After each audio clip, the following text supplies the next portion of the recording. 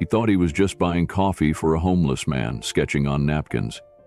But when Keanu Reeves sat down and looked into his eyes, he froze. It wasn't a stranger. It was someone who once changed his life. What happened to him and what Keanu does next will leave you speechless. Before we continue this incredible story, let us know where you're watching from. If you enjoy stories like this, subscribe to the channel because tomorrow we have another inspiring story you won't want to miss. The night air in New York was heavy, the kind of humid that clung to your skin and turned every streetlight into a soft golden blur. Keanu Reeves had just wrapped a long, quiet shoot downtown. No crowds, no red carpets, just a late-night scene filmed in the stillness between midnight and morning. As the crew packed up, Keanu stepped away without a word, pulling the hood of his jacket over his head as he disappeared down the sidewalk. He didn't want to go back to his hotel, not yet. A few blocks later, tucked between a shuttered bookstore and a 24-hour laundromat, he noticed a narrow café with fogged-up windows and a hand-painted sign that read, "Open late." The soft glow spilling through the glass felt like a kind of welcome. He stepped inside. The place was nearly empty. A jazz track played low from the speakers. One barista stood behind the counter, too buried in his phone to notice who had entered. Keanu gave a small nod and made his way to a booth, but just before sitting down, something in the far corner caught his eye. A man, alone, hunched forward at a table near the back, was drawing. He wore layers of mismatched clothing, a tattered coat with frayed sleeves, and his boots were split along the soles. His hair was long, tangled, his beard untrimmed. But it wasn't his appearance that made Keanu pause. It was his hands. One held a paper napkin steady, the other moved in slow, practiced lines with a pencil so short it looked ready to splinter. Spread across the table were more napkins, each covered in detailed sketches, portraits of people, rough outlines of street scenes, and expressions so vivid they looked like memories frozen on paper. Keanu stood still for a long moment, something pulling at him. There was an intensity to the man's concentration, as if the whole world had narrowed to just that napkin and that pencil. Without thinking too much about it, Keanu turned back to the counter. "2 black coffees," he said softly. When the cups were ready, he walked over and set one gently in front of the man. The man looked up, startled but not alarmed. His eyes were sunken, but not lost. There was clarity behind the weariness. "Thanks," he murmured, his voice dry and low. Keanu gave him a nod. "Mind if I sit?" The man looked at the empty chair across from him, then shrugged. "Sure." Keanu sat, wrapping his hands around the warmth of his cup. For a minute, neither of them spoke. Then Keanu glanced down at one of the napkins. It showed the face of an old man, deep wrinkles, eyes full of sorrow and strength. The pencil strokes were confident, textured, alive. "You did this?" he asked. The man nodded once. "Yeah. It's incredible." The man didn't respond, just stared at his current sketch. But his grip on the pencil tightened, ever so slightly. Keanu watched him work, the pencil dancing again, drawing not just what he saw, but what he carried. And, for reasons he couldn't yet explain, Keanu felt like he'd seen those hands before. Keanu leaned in slightly, not wanting to interrupt the man's rhythm, but unable to pull his eyes away from the sketch forming on the napkin. Every stroke added more soul to the face. The lines weren't perfect, but they were alive. The kind of art that told a story without needing words. "You've got a gift," Keanu said quietly. The man gave a barely there smile, just a faint twitch at the corner of his mouth. "I used to think that," he replied. His voice had a strange warmth, like someone remembering a home that no longer existed. Keanu took a slow sip of his coffee, watching the man's hands move. His fingers were worn, knuckles calloused, fingernails chipped, but they moved with purpose, like they remembered what he'd forgotten. "What's your name?" Keanu asked. The man didn't look up right away. He finished a line, then another. Then he set the pencil down gently beside the napkin and rubbed his palms together, as if waking from a long dream. "Eli," he said at last, Eli Winters. Keanu froze. That name, it didn't strike him like a lightning bolt. It was more like a slow drum beat in the back of his memory, getting louder with every second. He knew that name. He'd heard it before. Somewhere, far back. Somewhere important. "I'm Keanu," he said. "I know," Eli replied softly, looking up. There was no excitement in his tone, no awe, just a quiet understanding, like he had been expecting this conversation for a very long time. "You used to draw on the back of the classroom," Keanu said, testing the memory that had begun to rise like fog lifting off a lake. Eli gave a single nod. "St. George's," he said. "You were always reading scripts. You never talked much, but when you did, people listened." Keanu stared at him. "You were the guy who helped me prep for that monologue," he said slowly. "Shakespeare." I was shaking so badly, I couldn't even breathe. Eli chuckled under his breath. "You were terrified," he said. "But your eyes, they told the truth, even when your voice didn't." Keanu sat back in his chair, stunned. The memories rushed in now. The chipped tiles of the school theater, the way Eli had coached him through the lines, the encouragement he'd offered when no one else had. "I never forgot that," Keanu said. "I just never saw you again after that year." Eli nodded, eyes drifting toward the window. "I moved," he said. "Family stuff. Then life happened." Keanu looked down at the napkin between them. The sketch was nearly finished. It looked like a man trying to hold on to the last piece of himself. "You were the first person who believed in me," Keanu said softly. Eli didn't answer, but something in his eyes shimmered, like a light that had almost gone out, flickering back to life. Keanu sat quietly for a moment, the weight of the reunion settling in. Around them, the café remained still. Outside, traffic whispered past on slick pavement, but inside, it felt like time had stopped. "I thought about you," Keanu said after a while. "Back when things started happening for me, I remembered how you sat with me after school, how you said I had something. You didn't say it to be nice, you meant it. That stuck." Eli nodded once, folding his hands. "I saw it in you," he said. "Even then, you didn't need to be the loudest, you had honesty. That's what makes an actor. That's what makes an artist." Keanu looked down at the napkins again. Dozens of faces, each one full of life and pain. They weren't just portraits, they were people Eli had known, or at least tried to remember. Maybe people from shelters, from streets, from fragments of a life that had drifted far off course. "What happened to you?" Keanu asked gently. Eli sighed. "Everything," he said. "My brother died. Addiction followed. Art didn't pay the rent. I lost the thread. Ended up sleeping in shelters, then on benches. Eventually, I stopped expecting to be seen." Keanu looked at him, not with pity, but with quiet understanding. "You're seen now," he said. "And this, all of this," he gestured at the sketches. "It matters.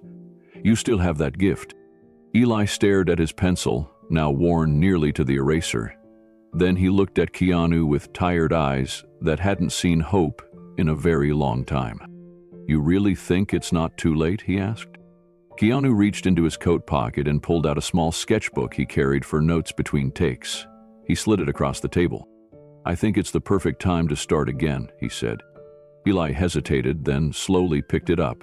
He ran his fingers over the clean, unmarked pages like they were made of gold. Then he nodded. "I'll try," he said. "For real this time." Keanu raised his coffee. "Two old friends." Eli clinked his cup gently against Keanu's. "Two second chances."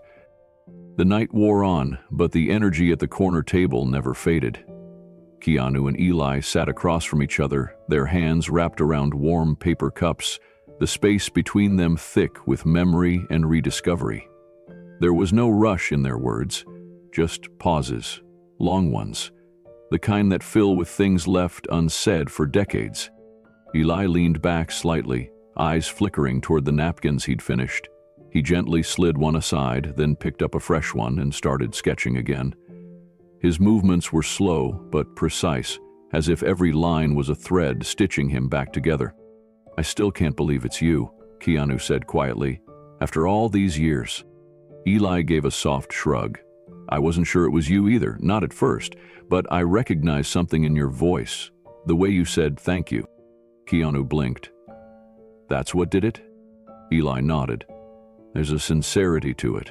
Same as back then, you always meant it, even when you barely spoke." They sat in silence for a few more moments before Keanu finally asked the question that had been circling him since Eli said his name. "Where did you go? After 10th grade, you just vanished." Eli's pencil paused. He set it down gently and folded his hands together. "My foster placement changed," he said. "The family I was with, things got complicated. One night they told me to pack my stuff. The next morning I was gone. Different school, different city. No goodbye, no warning." Keanu stared at him. "I looked for you." Eli smiled, but it was a weary, weathered thing. "I hoped you might. I asked around," Keanu continued. "No one knew what happened. It was like you disappeared." "I guess I kind of did," Eli said. There was no bitterness in his tone, just acceptance, like he'd long since stopped asking why life played out the way it did. "But I never forgot you," Keanu said. "You were the first person who saw something in me before I even knew what it was." Eli leaned forward again, his fingers tracing the edge of the napkin. "I saw the way you listened in that classroom," he said. "You didn't talk just to be heard. You waited until your words meant something. That's rare. Even then I could tell you weren't just reading lines. You were searching for something inside them. That's what made you stand out." Keanu swallowed hard. That memory was still there, buried deep. The cold stage floor, the spotlight too bright, his voice cracking mid-line, and Eli's hand on his shoulder afterward. "You said do it scared," Keanu whispered. "I never forgot that." Eli nodded, the corners of his mouth lifting just enough to show he remembered. His eyes, once dimmed by years of hardship, now held a faint glimmer. Something softer than hope, but just as enduring. "Fear never disqualifies you," Eli said. "It just makes your steps quieter." Keanu took a long breath, feeling the weight of that line. He didn't know if Eli had written that down somewhere, or if it had just been living inside him all this time, waiting for the right moment to come out. Either way, it hit him. "You should be teaching," Keanu said, his voice low but steady. "You should be sharing this. Your voice, your eye. It's still here." Eli looked down at his hands, palms cracked and fingertips stained from years of drawing with whatever he could find, scraps of paper, bits of charcoal, the occasional borrowed pen. He rubbed his thumb across the rim of his coffee lid and shook his head. "I tried," he said finally. "After school. Got a spot teaching part-time at a community center. I taught kids how to draw emotion, not just outlines. Some of them barely spoke, but they learned to speak through a pencil. It was the best job I ever had." "So what happened?" Keanu asked gently. Eli hesitated, then answered. "My younger brother," he said. "He was everything to me. He got caught up in something bad. One night I found him gone. After that I stopped showing up, couldn't focus, couldn't speak without thinking of him. I lost the job, then the apartment, and it just kept falling." Keanu listened in silence. There was nothing to say that wouldn't sound hollow, nothing to undo what Eli had lived. "But I kept drawing," Eli added. "Didn't matter where I was, a shelter, a park bench, I always had a pencil. It's how I survived." Keanu looked at the newest sketch on the table. It was of a little girl sleeping in a subway car, head against her mother's chest. The line work was delicate, almost reverent. "You still have the gift," Keanu said. Eli glanced at the drawing, then at Keanu. "I don't know if it's a gift or a ghost," he said. Keanu shook his head. "Maybe it's both, but either way, it's not done yet." The cafe had mostly emptied now. Chairs were turned up on tables, the lights above the counter had dimmed, casting soft amber pools across the floor. Yet neither man moved.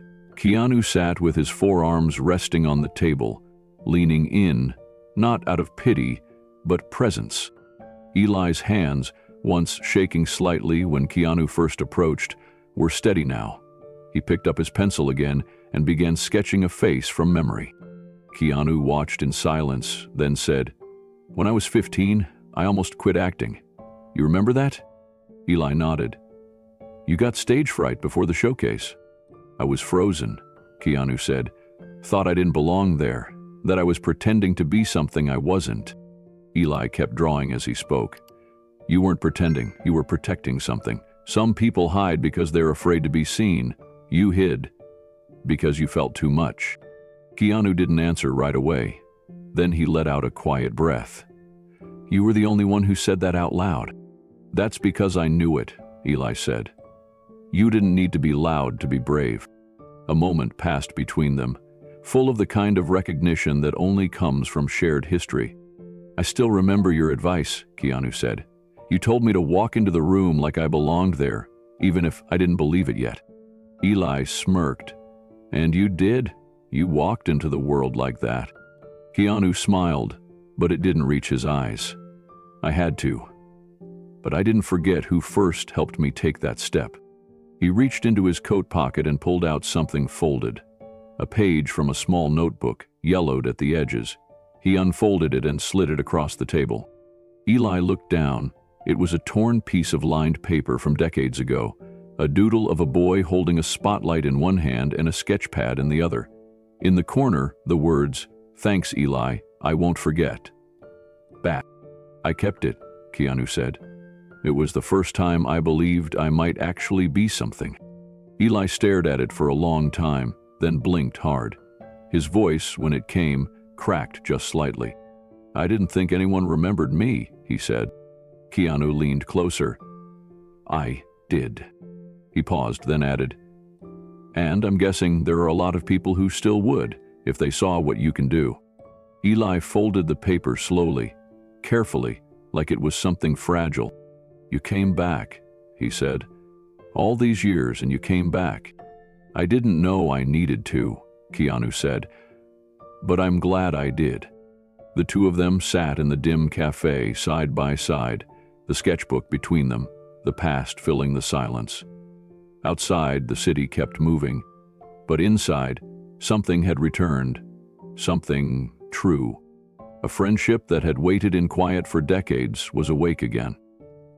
The barista dimmed the lights behind the counter, and the steady jazz playing from the ceiling faded into silence. Keanu and Eli shifted to a smaller table near the back, further from the front windows and the noise of the street. The hush that filled the space wasn't awkward. It was earned, the kind of quiet that follows a deep breath. Eli sat hunched over his coffee, his hands wrapped tightly around a paper cup, like it was the only thing keeping him grounded. Keanu didn't speak. He waited. "I don't usually talk about this," Eli said, his voice low. "Most people don't ask, or they ask with judgment already in their eyes." "I'm asking," Keanu said, "and I'm still here." Eli nodded. "After we lost touch in high school, I bounced around a bit. Different homes, different schools. It was hard to hold on to anything. But I never let go of drawing. I used to sketch in the margins of my homework, kept a tiny sketch pad under my pillow." He paused for a breath. "Eventually, I scraped together a portfolio and applied to Parsons in New York. Got in on a scholarship. It felt like I'd finally made it, like all the rough edges of my life had a purpose." Keanu watched Eli's face shift, pride and pain sitting side by side. "After I graduated, I got into some local exhibits. It wasn't huge, but people responded. I even taught art at a community center for a while. I loved it. I really did." He rubbed his hands together. "Then my little brother Adam came to visit. He was 17, smart kid, sensitive. He'd had it worse than me in foster care, though. I tried to get him to stay longer, maybe even live with me, but he left after a few weeks." Eli's voice faltered.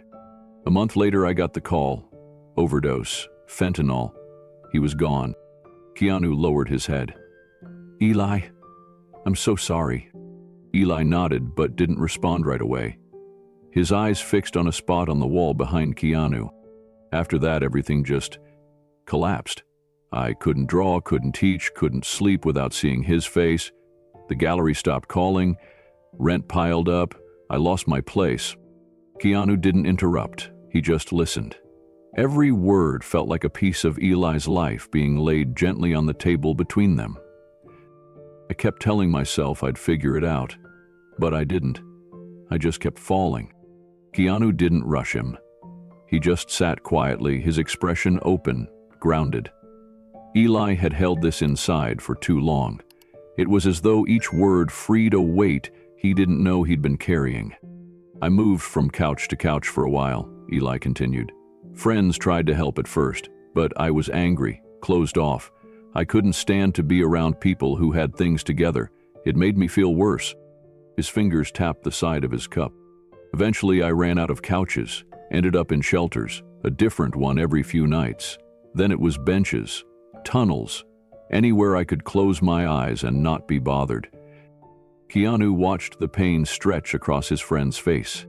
I had this little pouch, Eli said, held my pencils and scraps of paper. Most of the time, I didn't even draw people. I'd draw the memories, places, faces I hadn't seen in years.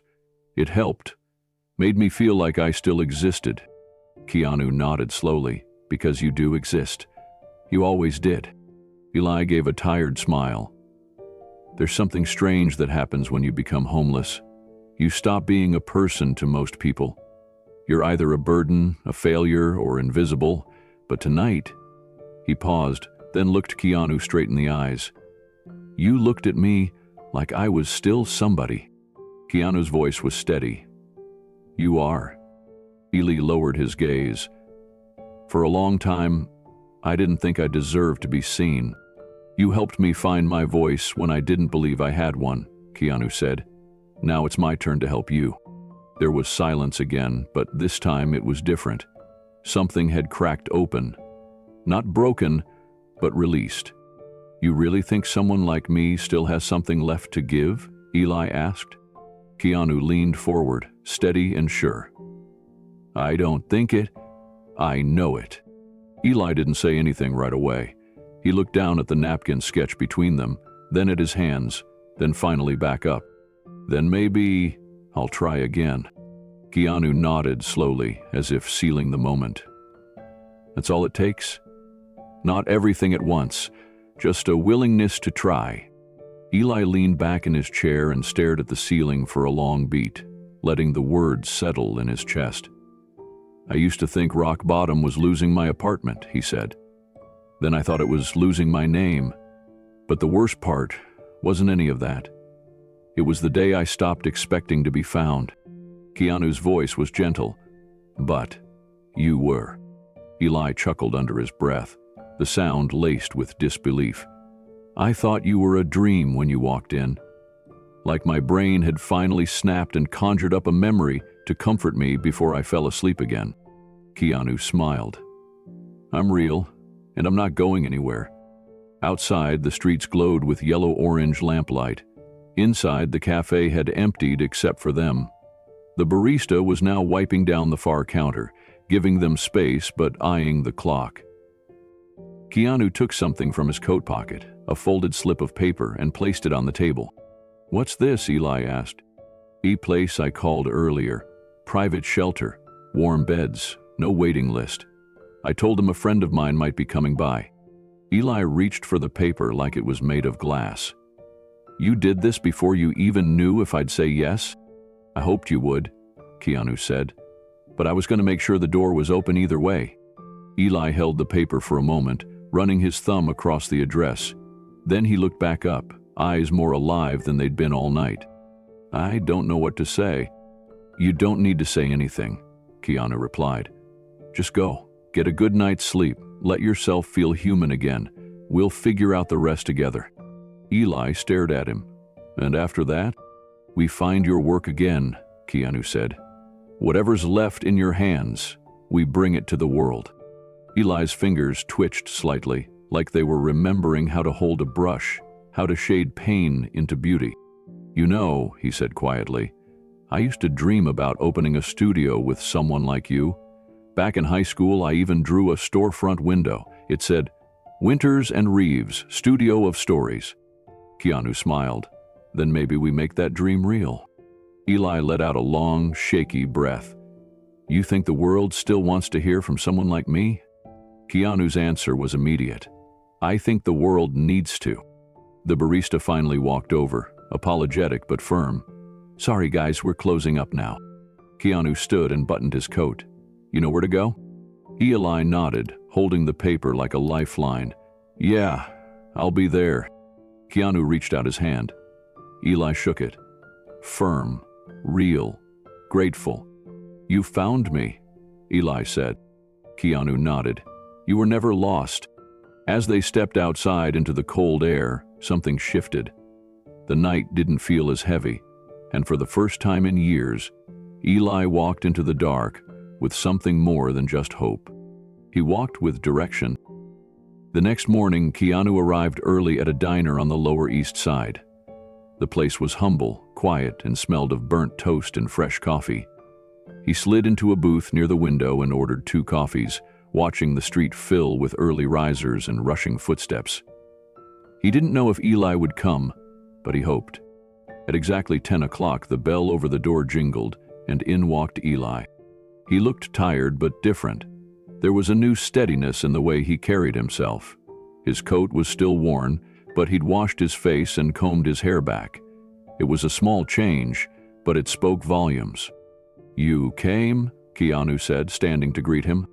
"I said I would," Eli replied, sliding into the booth. They shook hands again. This time there was no hesitation, just quiet familiarity. Eli placed a folded paper bag on the table, then reached into the inside of his coat. From it he pulled a worn, weathered folder. Its corners were frayed, its surface smudged from years of handling. He placed it gently between them. "I brought something," he said. "Figured you'd remember this." He opened the folder. Inside was a single sheet of paper. A drawing. The storefront from their high school fantasy. Winters and Reeves, Studio of Stories. 2 names, scrawled in teenage handwriting.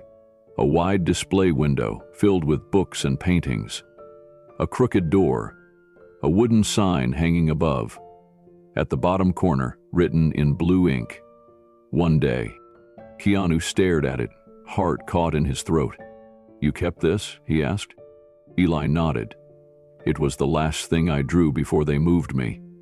I folded it and stuck it in my backpack.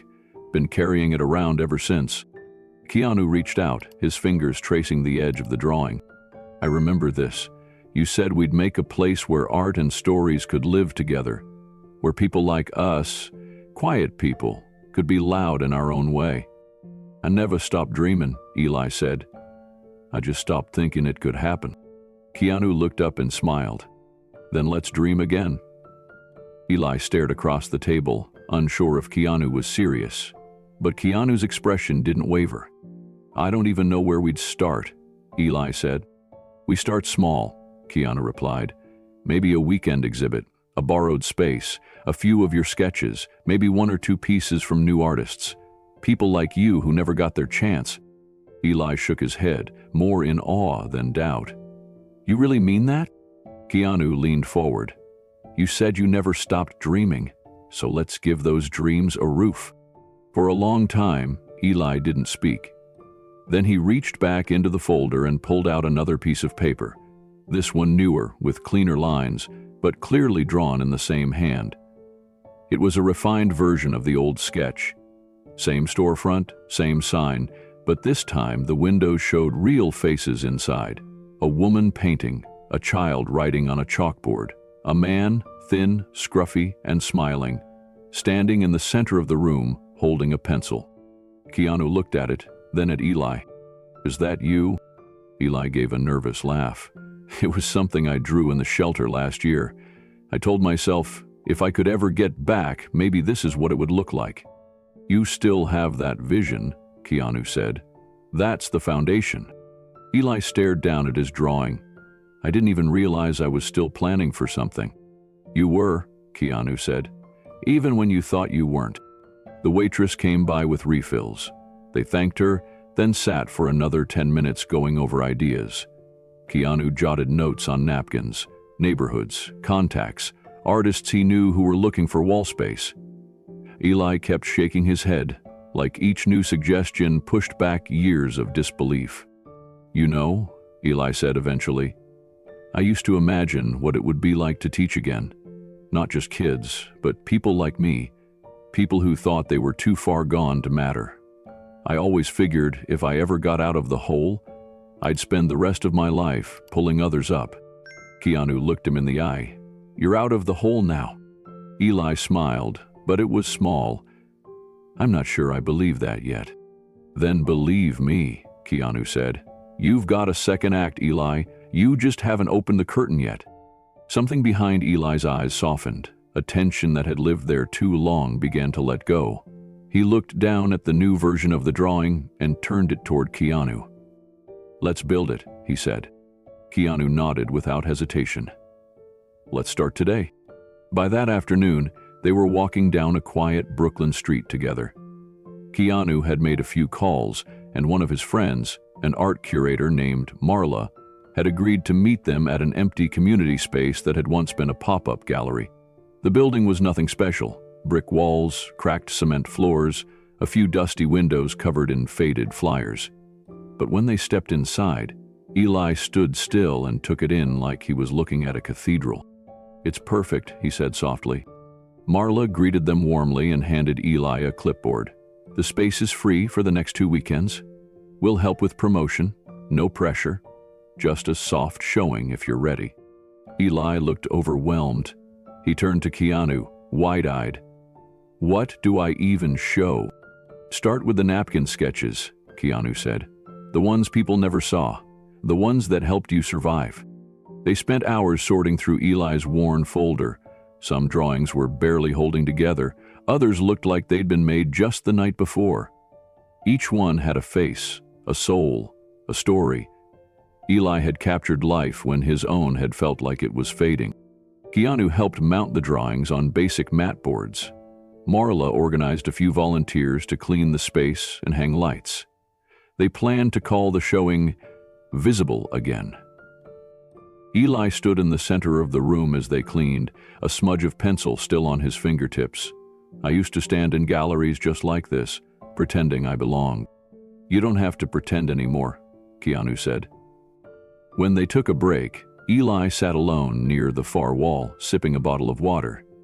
Keanu walked over, handing him a fresh sketchbook. "For the next chapter," he said. Eli opened it slowly. The pages were blank, clean, waiting.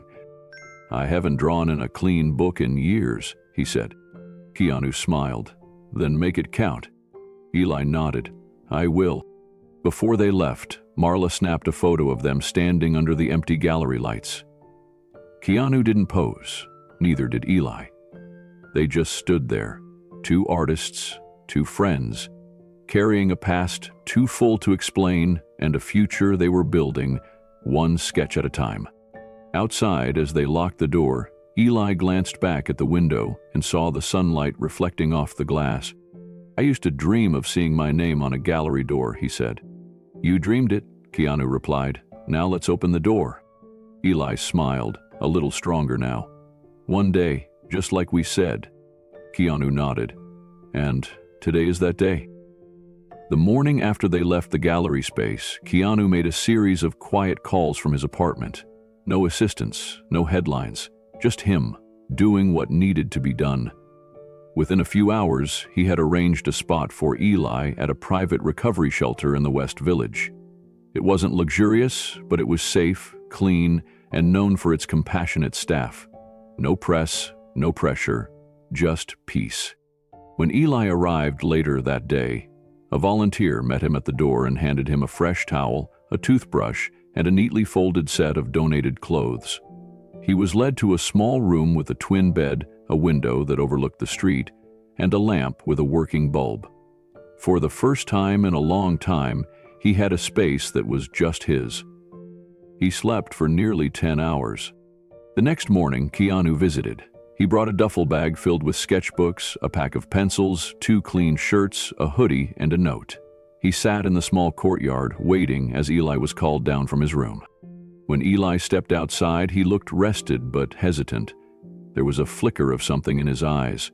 Relief, maybe, but also doubt. He walked over slowly. Keanu stood and handed him the bag. "It's all yours." Eli didn't open it right away. He sat down on the bench beside Keanu, holding the bag in his lap like it was something too valuable to touch.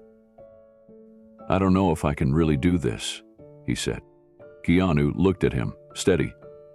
"Yes, you can." "I've tried before," Eli continued. "The programs, the steps, I always find a way to mess it up." Keanu leaned back, hands folded in his lap. "Then let this time be different. Let it be the time you don't have to do it alone." Eli turned his head. "Why are you helping me?" Keanu's voice didn't waver. "Because you helped me, and I never forgot." Eli didn't respond right away. He opened the bag slowly and found the note. It read, in Keanu's careful handwriting, "Your gift never left you. Let's bring it back." Eli stared at it, silent. Then he folded it carefully and tucked it inside his coat. Over the next few days, Eli remained at the shelter, slowly adjusting to the rhythm of the place. The mornings began early with quiet breakfasts and group meetings. The afternoons were open. Some spent walking in the nearby park. Others spent sketching in the courtyard with a cup of coffee warming his hands. He kept the note folded in his coat pocket, rereading it every time doubt crept in. Keanu showed up nearly every afternoon. Sometimes he brought sandwiches or new pencils. Other times, he just sat with Eli in silence. He didn't push. He didn't pry. He was simply there. At first, Eli didn't draw much. He'd flip through the sketchbook, touch the paper, then close it again. But Keanu never asked why. He knew the process had to unfold at its own pace. On the 5th day, Eli finally started to sketch. It was slow at first, tentative lines, faint shapes, but the weight in his shoulders seemed to lift with every pencil stroke. He drew a hand holding a pencil, then a cracked window, then a subway car filled with sleeping faces. Each drawing told a quiet story. Keanu saw them as acts of restoration, of remembering. "You're not just drawing again," Keanu said one afternoon as Eli added shading to a child's face. "You're healing." Eli didn't look up. "It doesn't feel like healing yet." Keanu nodded. "That's okay. Most healing doesn't until you look back and realize how far you've come." Later that week, Eli joined one of the shelter's group art sessions. It was small, just 4 residents and a volunteer who handed out crayons and charcoal sticks. When the others noticed Eli's technique, they grew quiet, watching as he shaped a face out of shadows and light. Afterward, one of the younger men approached him and asked how he learned to draw like that. "I practiced," Eli said. "Even when I had nothing, I practiced." The man smiled and asked if he could sit next to Eli during the next session. That night, Eli called Keanu. "I taught again," he said, his voice trembling, "just for a minute, but it felt real." Keanu smiled on the other end. "Because it was." The next day, Eli brought his sketchbook to the group and started giving tips. How to see angles, how to bring emotion into eyes, how to add depth without losing softness. For the first time in years, he wasn't just surviving. He was contributing. And it all began with that simple truth. One step at a time. By the end of his 2nd week in the shelter, Eli had filled nearly half of his sketchbook. His lines had grown bolder, his subjects more intimate. He wasn't just observing life anymore, he was participating in it. The staff noticed the change, so did the other residents. One afternoon, someone tacked one of Eli's portraits to the common room wall. It was a face of a man with tired eyes but a peaceful expression. The caption underneath, written in Eli's careful handwriting, read, "I'm still here." Keanu stopped by that evening and saw it. He stood quietly, hand on his chin, and didn't say anything for a long time. Eli approached him from behind. "I hope that's okay. I didn't sign it." Keanu turned, eyes bright.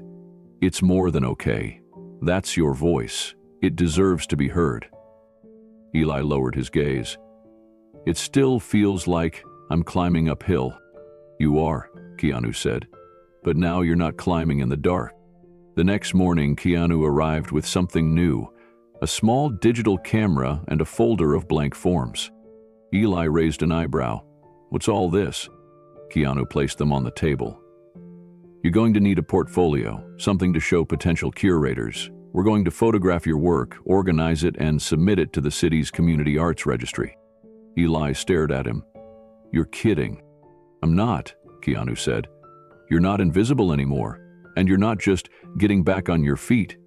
You're stepping forward." That afternoon, they photographed the sketches under natural light in the courtyard. Eli worked slowly, carefully. Each piece was laid flat, edges smoothed. He handled them like they were living things. Some were on napkins, others on torn pages or scrap paper, but Keanu saw them for what they truly were: testimonies of survival. As the sun began to set, Eli packed away the drawings and closed his sketchbook. He looked at Keanu, quieter than usual. "Do you think people will see them the way you do?" "I think," Keanu said, "they'll feel what I've felt, the honesty, the pain, the dignity. That's what matters." Eli nodded, his voice barely above a whisper. "I'm starting to believe it too." Keanu smiled. "That's all I've wanted." Eli looked up at the sky, a soft pink glow settling behind the buildings. "A stone step at a time," he said. "And you're already walking," Keanu replied. Eli kept the new sketchbook beside his bed like a journal. Each morning, just after sunrise, he'd step into the small courtyard behind the shelter. There wasn't much there: a rusted bench, cracked pavement, weeds pushing through the bricks. But to Eli, it was everything. It was quiet, it was still, and it was his. He didn't draw for money. He didn't draw to be discovered. He drew because it reminded him who he was. The faces came first. Not celebrities, not perfect smiles, just people he had seen. People whose names he didn't know, but whose expressions had burned into his memory. A woman outside the subway station, wrapped in 3 coats, staring past traffic. A young man curled near a steam grate, fast asleep with one shoe missing. An older man who held a photograph instead of a sign. Eli remembered them all. Their wrinkles, their postures, their stories, even if they had never spoken. And he drew them. The pencil moved slowly, respectfully. He took his time. He gave each person the dignity of being seen. He called the collection Invisible Americans. When Keanu arrived that afternoon, Eli didn't say a word. He simply handed him the sketchbook, now filled with a dozen finished portraits. Keanu turned each page carefully. "You gave them names?" Eli nodded. "The ones I knew. Others I gave titles: Red Scarf Lady, Chess Player, The Man Who Waits. I don't know their real names, but I know they mattered." Keanu sat beside him. "You never stopped seeing people, even when no one saw you." Eli looked down. "Maybe that's why I held on, because someone has to." And with that, he opened to a blank page. He started to draw again. As the days passed, the sketchbook became more than just a collection. It became a mission. Eli spent his afternoons in different parts of the city: parks, train platforms, church steps, outside clinics and libraries. He didn't approach anyone. He didn't take photographs. He simply observed. He'd sit quietly, head bowed, and begin. Sometimes he stayed for an hour, sometimes just 10 minutes, but every line he drew carried intention. He wasn't capturing strangers, he was recording stories that would otherwise disappear. He added small notes beneath each portrait, just a phrase or two, not facts, but impressions. He watches the sidewalk, not the sky. He hums when no one listens, still holding the leash of a dog he lost last winter. Keanu checked in often, always arriving with something practical: clean socks, a box of charcoal pencils, a new eraser shaped like a paintbrush, but mostly he brought presents. They'd sit on the same bench where the sketchbook had started. Keanu rarely asked to see the new pages. He knew Eli would show him when he was ready. One afternoon, Eli handed the book over, open to a drawing of a woman with a missing tooth and one gold earring. "She's always sitting outside the deli on 3rd, Eli said. "She talks to herself, but not in the way people think. She's telling stories." I started listening. "She's been narrating her own life like it's a novel." Keanu smiled. "That's kind of beautiful." Eli nodded. "That's what I keep discovering. People think homelessness is a character flaw. It's not. It's a story interrupted." He flipped to another portrait, this one of a young man barely out of his teens, bundled in a hoodie with his knees tucked to his chest. Al followed me for 2 blocks, not to ask for money, just because he thought I was someone he used to know. When I turned around, he apologized, said I reminded him of his brother. Keanu studied the image. The boy's eyes were drawn, wide and wounded. "What did you say to him?" "I told him maybe I was," Eli said. "And he cried." Keanu didn't speak. He just kept turning pages. "You're making them visible again," he said. Eli stared at the book in his hands. "That's the goal. I was invisible once. I know what it feels like. No one should feel that way, not ever." That night, Eli stayed up late in his room, sketching by the glow of a small lamp. The page in front of him was blank no longer. This time, he was drawing a group. People sitting in a circle, all of them different, all of them seen. And at the center of the page, a simple phrase written above their heads: "We were never gone." By the 3rd week, the sketchbook had become heavy in Eli's hands. Not because of its weight, but because of its meaning. Each page carried someone's truth, someone's stillness, someone's silence that he had gently, respectfully given voice to.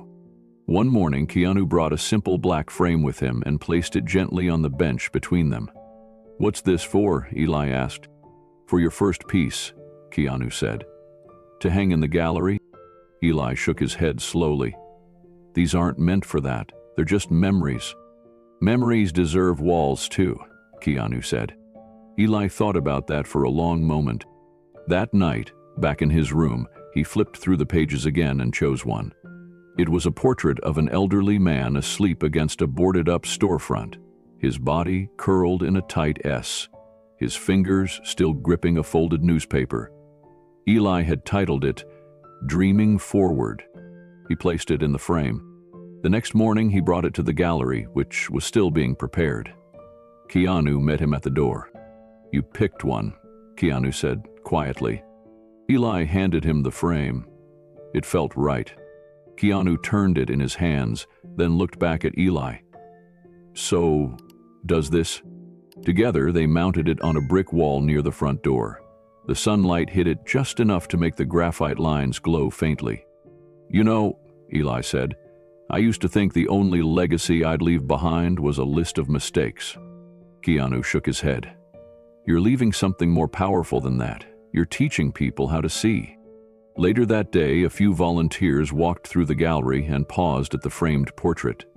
One of them stared at it for a long time, then whispered, "That looks like my uncle."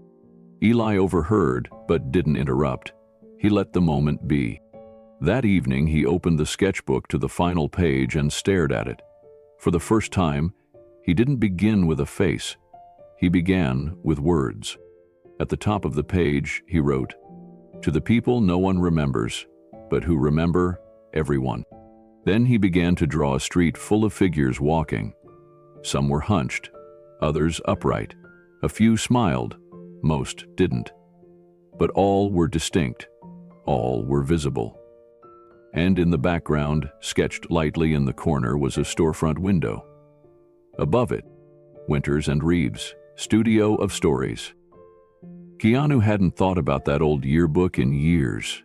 It was buried in a box in the back of a closet in his Los Angeles apartment, a space filled with only the few things he considered sacred. Tucked beneath scripts and faded photographs, it had survived every move, every hotel, every chapter of his life that had come and gone. And now, for some reason he couldn't quite explain, he needed to find it. He opened the cardboard box carefully, peeling back worn script pages, a creased photograph of his mother, a high school playbill with coffee stains on the corner. And there it was, the St. George's yearbook. The spine was cracked, the edges curled, but it was intact.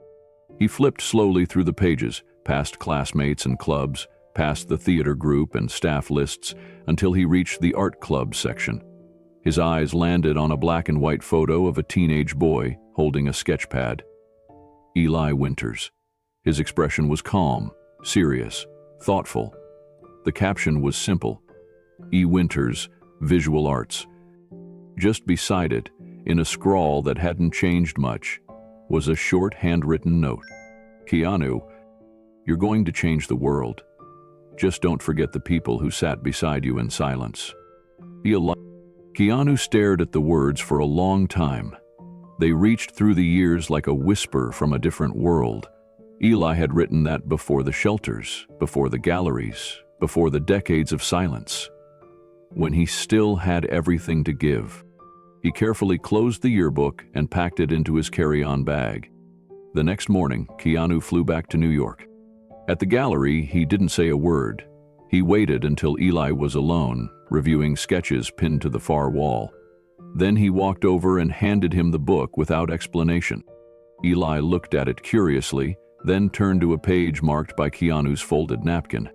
"Page 87, Keanu said. Eli opened it. His hands trembled. His eyes moved slowly across the photograph and stopped on the words beside it. The moment stretched. Then his fingers touched the message he had written, as if to confirm it was real. Eli stared at the message for a long time. His lips moved, but no sound came out. He traced the words with his index finger, as if reading them for the first time, as if the teenage boy who wrote them had just handed them over in person. "I forgot I ever wrote that," he finally whispered. Keanu didn't say anything. He just stood beside him, letting the moment breathe. Eli's voice cracked when he spoke again. "I used to believe that you'd change the world, that someone from our school would matter, that maybe I'd matter too." "You do," Keanu said quietly. Eli sat on the bench in the center of the gallery, yearbook still open in his lap. He looked down at the message, shaking his head in disbelief. "I wrote that before I even knew how hard life could get. Before everything." "You still meant it?" Eli's eyes filled. "I meant every word. But somewhere along the way, I forgot myself." Keanu sat beside him, voice steady. "You reminded me of who I was before the noise, the fame, the headlines. You reminded me of the boy who didn't need to be known to be seen. So if I reminded you, then we're even." Eli wiped his face with the back of his hand, laughing softly through the tears. "You kept this all these years?" Keanu nodded. "Not because I planned to, just because I couldn't throw it away." Eli looked back at the yearbook. "I said, don't forget the people who sat beside you in silence. I didn't think I'd be one of them." "You were never forgotten," Keanu said. "Not for a second."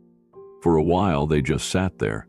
Around them, the gallery walls bore witness to Eli's second act, portraits of strangers who'd become family through paper and pencil, people the world had overlooked. But here, under soft lighting and quiet reverence, they were honored. Keanu gently closed the yearbook and handed it back to Eli. "You wrote that before the world tried to break you," Keanu said. "But the man who's still standing, that's the one who deserves to sign the final page." Eli blinked, confused. "Final page?" Keanu pulled out a blank sheet he'd tucked into the back of the book. "I figured your story wasn't done yet." Eli took the page slowly. The pencil in his hand didn't tremble this time. At the top he wrote, "I was never invisible, I was just waiting to be remembered." And beneath it, for the first time in years, he signed his full name.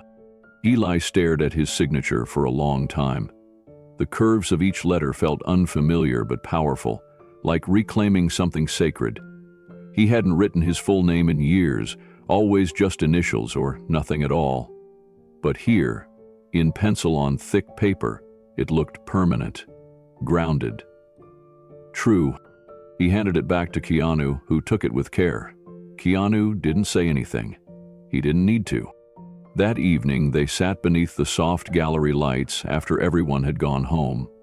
The room was quiet, save for the faint sounds of the city leaking through the old windows.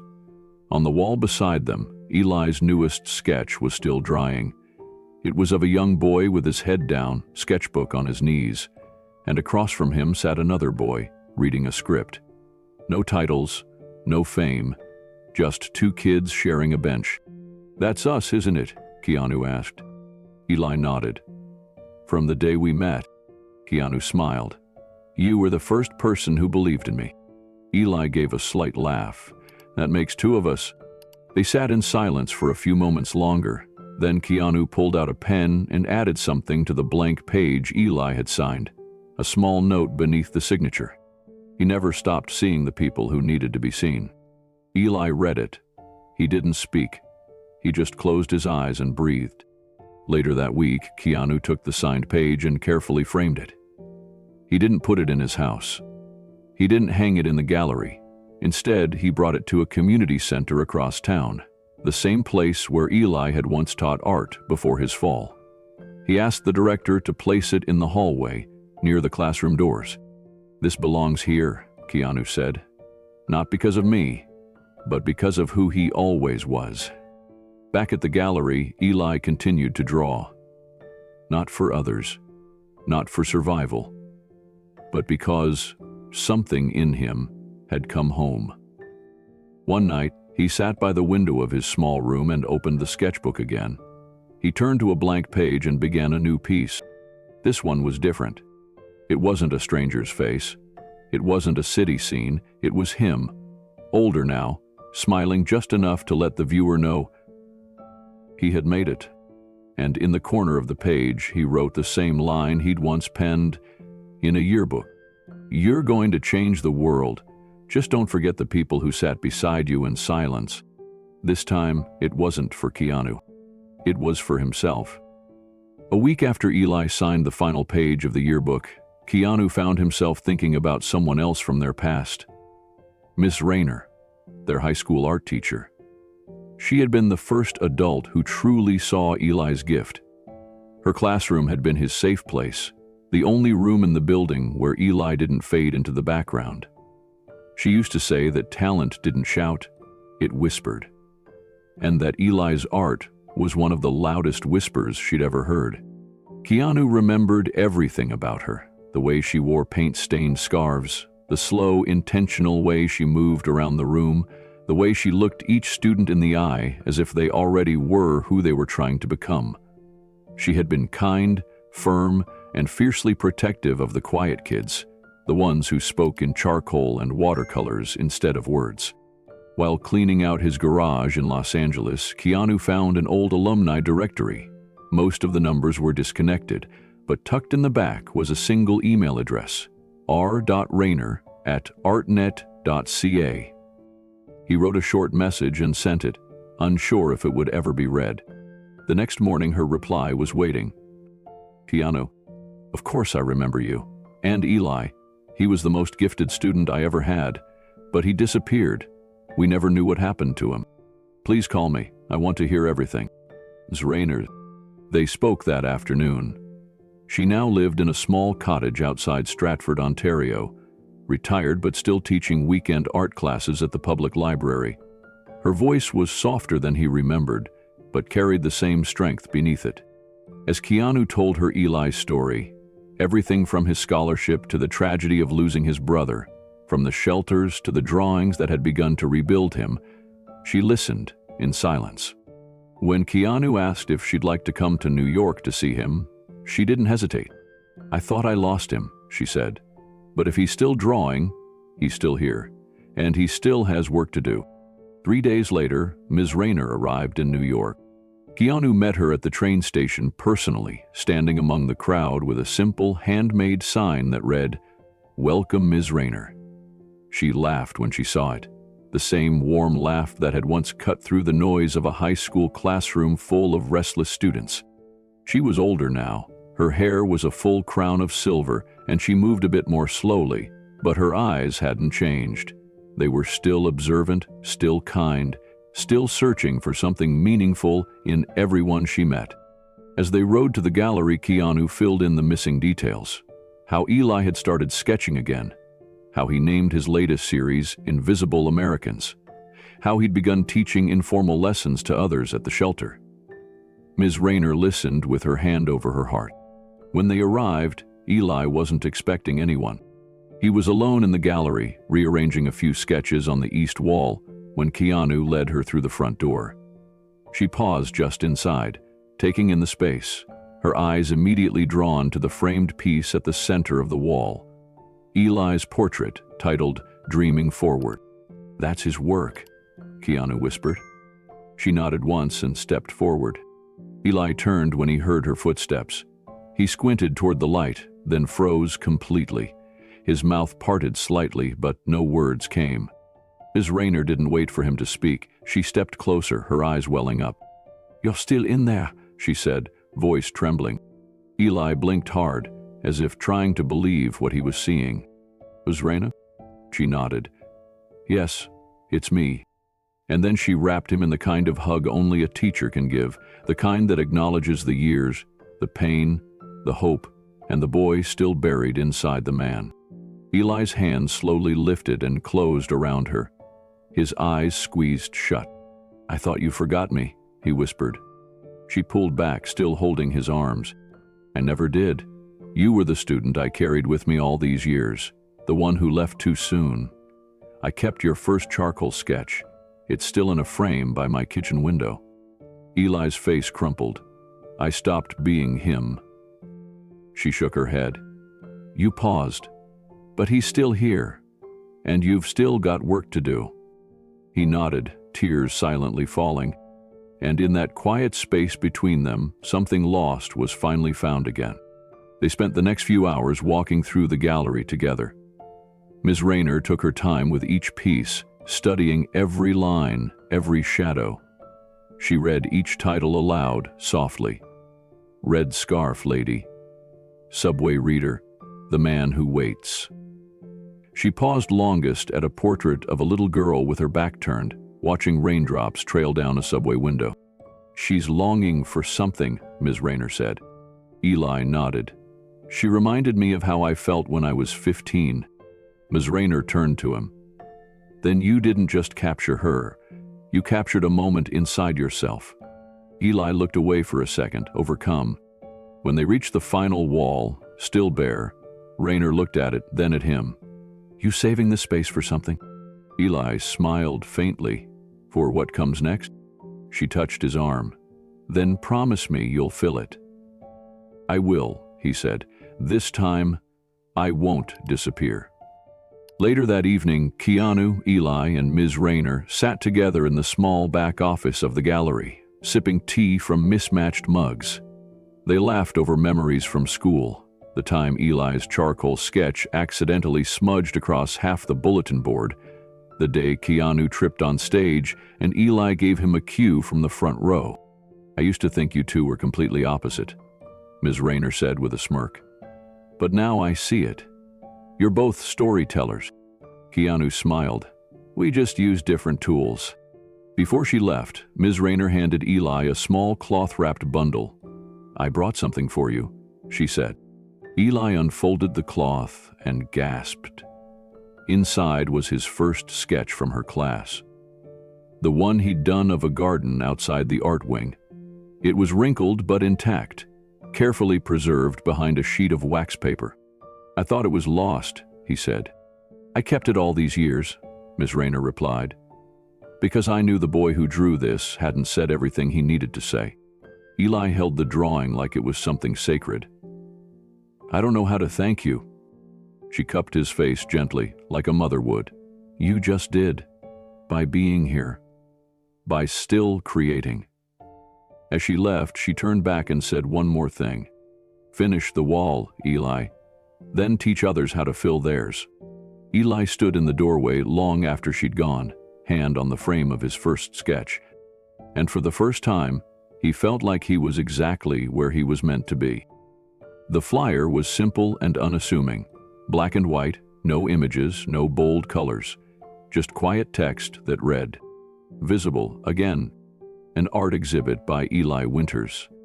Portraits of the Unseen. Saturday at 6 p.m., Eastwood Community Center." Keanu had kept his promise. With Eli's blessing, he handled the logistics behind the scenes. The Eastwood Community Center wasn't a grand gallery, but it had warmth. The staff were kind, the walls were wide and clean, and the wooden floors creaked in a way that made the space feel lived in. It was perfect, honest, just like Eli's work. They didn't go big on advertising. No press releases, no sponsors. Just a few printed flyers gently taped to windows of diners, barbershops, and library corkboards. Word spread, quietly but quickly. The people who needed to see it found their way. On the evening of the show, Eli arrived early. He wore a borrowed button-down shirt and gently pressed slacks. His beard was trimmed, and though he looked nervous, there was a calm in his step. He walked the room slowly, checking the alignment of each frame, straightening corners, running a soft cloth over the glass. Each sketch had its own label, a name, a single line beneath it. Red Scarf Lady. She waited for someone who never came. Subway reader. He made the train a library. The man who waits. He still holds a door no one uses. Blue Hat Woman. She watches the world through reflection. And at the bottom of every placard, one sentence repeated like a heartbeat. Everyone matters. By 6:30, the room began to fill. Quiet at first, respectful. People leaned in close. No one spoke loudly. The art had already begun the conversation. A young woman paused in front of a portrait titled "The Girl with No Name." Her eyes brimmed with tears as she whispered to her partner, "That looks just like my cousin. She disappeared 2 years ago." An older man in a thick wool coat stood silently before Smokes in the Snow. His voice broke when he murmured, "I pass him every day on my way to work." Never said a word to him. Across the room, a group of teenagers took turns reading each caption aloud, one after the other. By the fifth portrait, they had fallen quiet. At the back of the room, Eli stood beside a small easel with a handwritten note displayed in a simple frame. It read, "This work is for anyone who's ever felt unseen. For the quiet, the forgotten, the passed by. You are not invisible. You are the art." Someone approached him, a woman in her 40s wearing scrubs from a nearby clinic. She pointed to one of the sketches. "Did you draw this from life?" she asked. Eli nodded. "I met him near the A train entrance last winter." She blinked. "He used to sit across from our clinic. He never spoke, just sketched in the air with his finger." "I know," Eli said softly. "That's why I drew him." The woman bit her lip, overcome. "Thank you for seeing him." Eli smiled. "Thank you for remembering him." Near the door, a man with a press badge and a camera leaned toward Keanu, recognizing him instantly. "Mr. Reeves, are you the one who put this together?" Keanu shook his head gently. "This is Eli's story. I'm just part of the background." The journalist lowered his camera, sensing it wasn't the time for flashes or fame. "Then who made this possible?" he asked. Eli heard the question and stepped forward. "A friend," he said. "A friend who never forgot where I came from." The words carried through the room like an echo. By the end of the night, guests had filled a notebook with handwritten reflections left near the exit. Messages like, "It reminds me of my uncle. Thank you for showing us what we forget to see. I see myself in her eyes. Everyone matters." When the lights dimmed and the last guests drifted out, Eli stood alone at the center of the gallery, staring at the wall of portraits. Keanu walked up beside him. "How does it feel?" Keanu asked. Eli looked around slowly. "Like, I just gave every version of myself a home." Keanu nodded. "And gave one to a lot of other people too." Eli whispered. "We're all visible now." The next morning, before the exhibit reopened for day 2, Eli arrived early again. The sunlight filtered through the tall windows, casting long golden streaks across the hardwood floor. He carried with him a brown paper bag, and inside it, fresh labels, hand-cut, newly written. He moved from frame to frame, carefully peeling off the old captions and replacing them. The names remained the same. The line at the bottom stayed too. Everyone matters. But now, each portrait included something new. A first name, if he'd learned it later. A memory, if someone at the showing had shared a connection. A note from the guest book that resonated. Red scarf lady, she waited for someone who never came. Guest note. She reminds me of my mother. The man who waits, he still holds a door no one uses. Memory shared by a teenager. He once held the door for me in the rain. I never forgot. The girl with no name. She watched raindrops draw maps she couldn't follow. Update. Her name was Carla, her cousin came last night.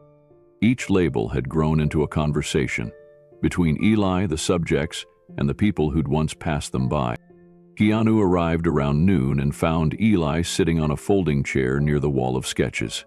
A journal lay open on his lap. He wasn't drawing. He was writing. "What are you working on?" Keanu asked. "Stories," Eli said. "Things people told me last night. Things I never thought anyone else had noticed." Keanu sat beside him. "You created more than art here." Eli looked up.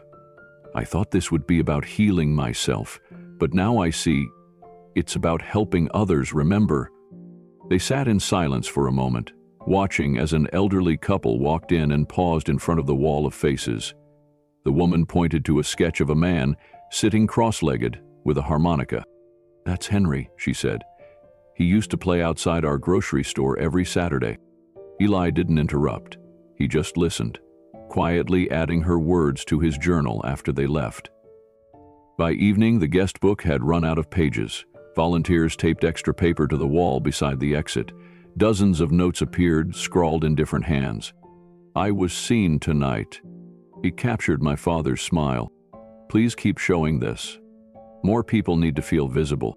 And beneath them, someone had added a final message in bold letters.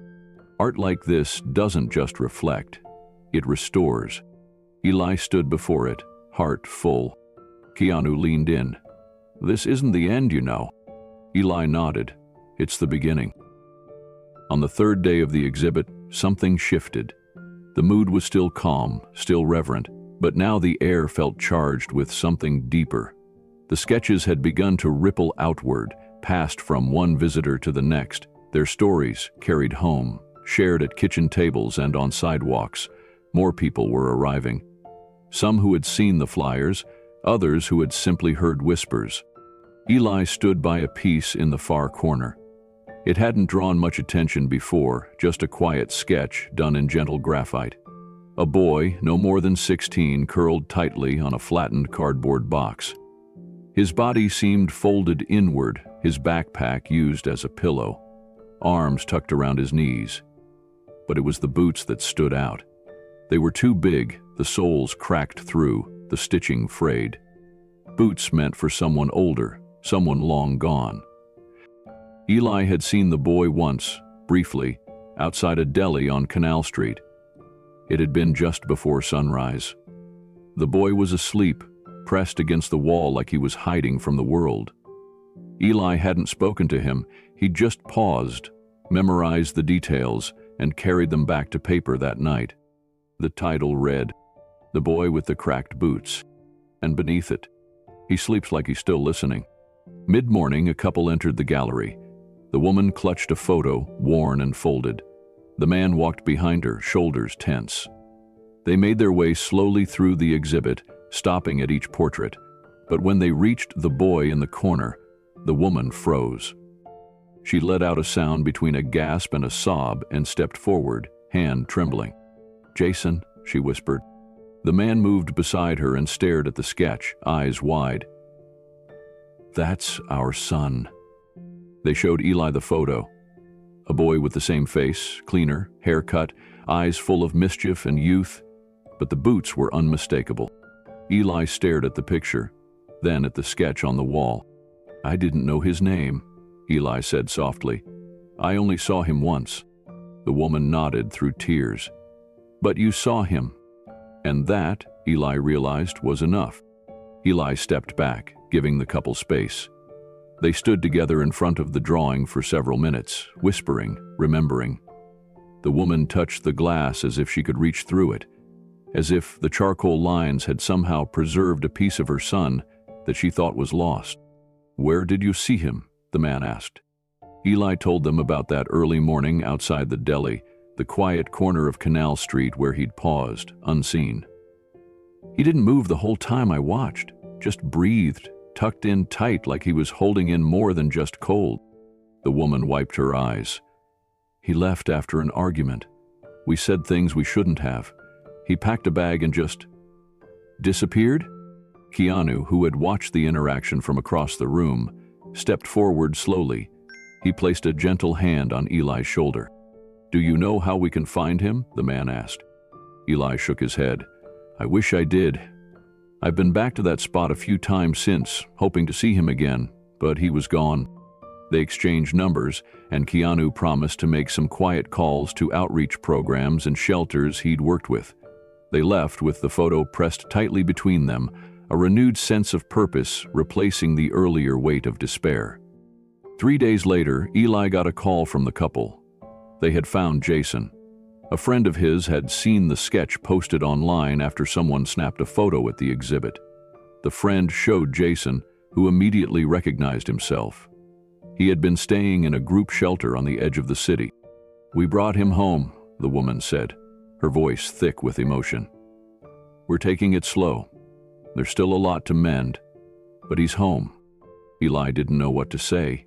His throat tightened, and for a moment he just pressed the phone against his ear, listening to the quiet sobs of a mother who'd been given her son back. After the call ended, Eli sat in the gallery alone.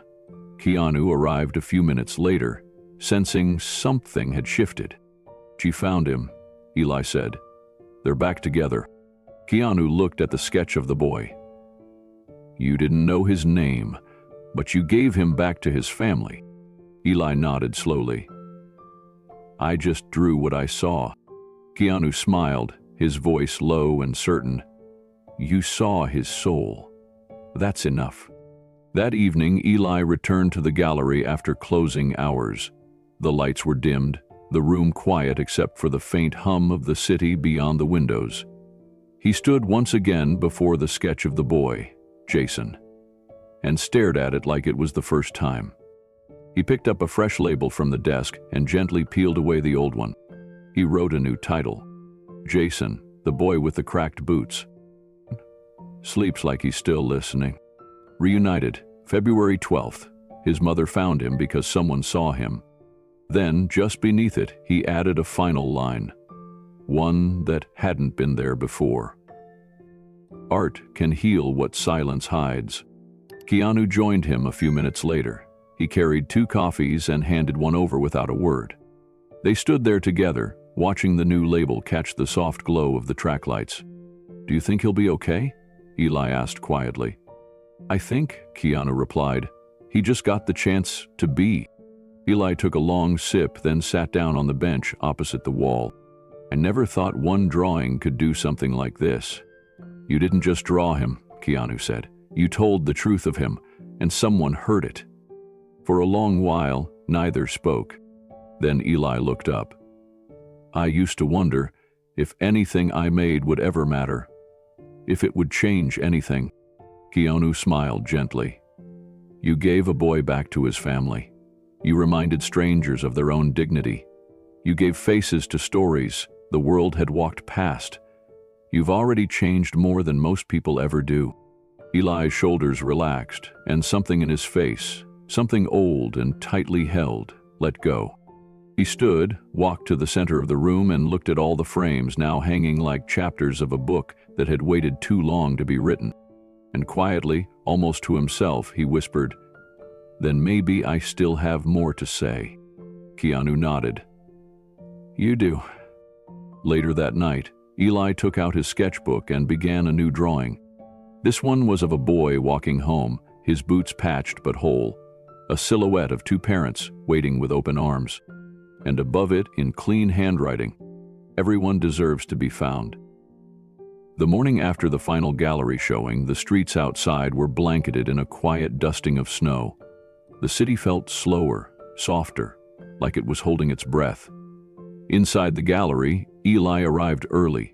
He moved through the space with careful steps, flipping on the lights one by one. Even empty, the room still held stories. The sketches remained, but now they felt less like displays and more like echoes, voices that had finally been heard. He sat at the folding table near the center and waited. Keanu arrived minutes later with 2 coffees and a paper bag of warm pastries. He handed 1 cup over and sat down. "You're early," Keanu said. "Didn't really sleep," Eli replied. They sat in companionable silence, sipping from steaming cups, the smell of cinnamon and coffee hanging in the air. Then Eli reached into his coat pocket and pulled out a worn envelope. Its edges were soft, the paper slightly yellowed from years of being carried. "I wrote this a long time ago," Eli said, sliding it across the table. "The day I saw your first movie in theaters." Keanu blinked. "You did?" "I never mailed it. Didn't think you'd remember me, but I held on to it." Keanu picked up the envelope. His name was written on it in neat script. "To Keanu Reeves." "You want me to open it?" Eli nodded. Keanu carefully broke the seal and unfolded the letter. It read, "Dear Keanu, I don't know if you'll remember me. We sat next to each other in drama class for 1 semester. I wasn't loud, and I wasn't good at much outside of drawing, but you always saw me. You didn't laugh when I stuttered. You didn't look away when I couldn't read my lines. You just listened. You let me exist. Tonight I saw your name on a movie screen, and while everyone clapped at the end, I remembered the boy who once borrowed my pencil and thanked me like it mattered. You didn't just act. You made space for people like me. So thank you for being the one person who saw the quiet kid in the corner and never asked him to be louder." Eli. Keanu read it again before folding it gently and slipping it into his coat pocket. For a long moment, Keanu sat with the letter pressed against his chest, his hand resting over it like it was something sacred. The quiet between them stretched, not awkward, but full. He looked over at Eli, eyes glassy. "I should have come looking for you," Keanu said softly. Eli didn't hesitate. "You came when it mattered most." Keanu's jaw tensed, the weight of that truth sinking in. "Still, I had everything, and I never thought to look back." Eli leaned forward. "Keanu, you were building a life. So was I. Mine just got swallowed for a while. But you didn't forget. That's what counts." Keanu shook his head, voice low. "You wrote that letter before any of this. Before you lost your brother. Before the streets. Before the sketchbooks. And it sat, folded in your pocket all these years." Eli smiled gently. "Because even when I didn't believe in myself, I believed in the memory of that moment. You saw me once. That helped me survive more than you'll ever understand." Keanu leaned back in his chair. "And you, Eli, you helped me remember why I started acting in the first place. Not for fame, not for the roles, but because stories help people feel less alone, like they matter." Eli looked down at his hands. "Funny how both of us forgot that for a while. But we're remembering now," Keanu said. They sat quietly as the sun shifted across the hardwood floor. A single beam of light stretched toward the letter, now resting on the table. Keanu reached out, gently placed his hand on it again. "You want to keep it?" Eli asked. Keanu nodded slowly. "Yeah, if that's okay." Eli smiled. "It was always meant for you." Keanu placed the letter in his inner coat pocket, buttoning it gently like it was something that needed guarding. "I'll carry it with me," he said, "everywhere." Eli looked at him for a moment, then nodded. "Then I finally sent it." Outside, the snow had begun to melt.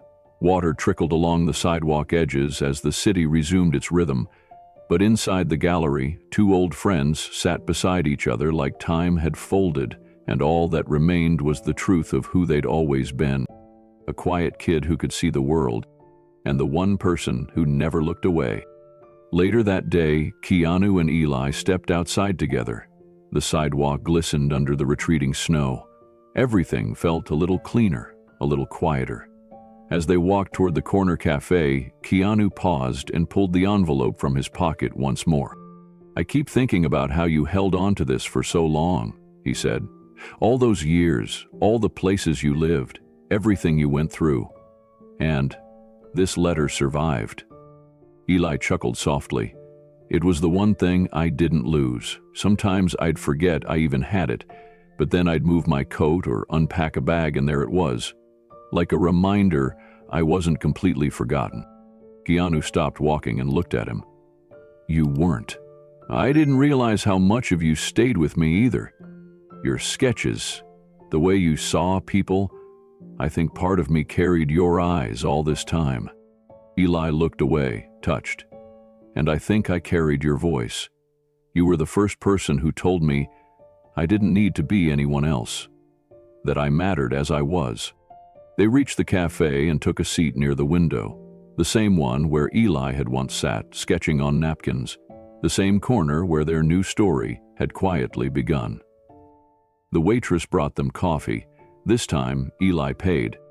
They sat in silence for a few minutes, just listening to the hum of the world outside the glass.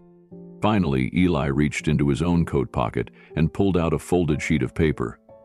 Not the letter, but a fresh sketch. It was of the two of them, sitting exactly as they were now. Two men, older, changed, but side by side, coffee cups between them. "I made this last night," Eli said, "before I gave you the letter. I wasn't sure if I would." Keanu took the drawing and stared at it for a long moment. "You've always been the one who could capture a moment that words can't." Eli smiled. "And you've always been the one who gave it meaning." They clinked their coffee cups together softly, a small toast between friends.